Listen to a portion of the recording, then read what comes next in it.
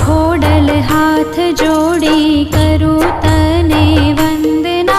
तारा विना कोण समझे अंतरनी संवेदना।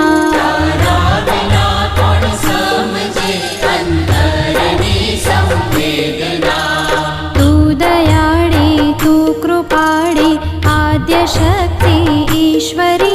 मारण तारण एक तूज छे प्रणमो तने परमेश्वरी।